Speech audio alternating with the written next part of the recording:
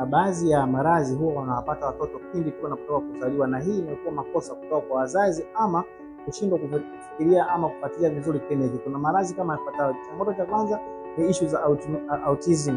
Aidha, changamoto za cerebral palsy. Watoto wanazaliwa wanakuwa hawana utimamu wa afya ya akili, lakini wengine wanazaliwa wanashindwa kuadapt mazingira kwa wepesi, lakini wengine pia ambao wameshazaliwa wakubwa lakini wanakosa mawasiliano. Mtu anaulizwa kitu anajui, ukuaji wake umekuwa ni changamoto. Hii yote inasababishwa na mtoto anapokuwa ndani kwenye vacuum katika ile placenta, ananyonya maji machafu kutoka kwa mzazi wake na kupelekea mtoto kushindwa kulia pindi anapozaliwa.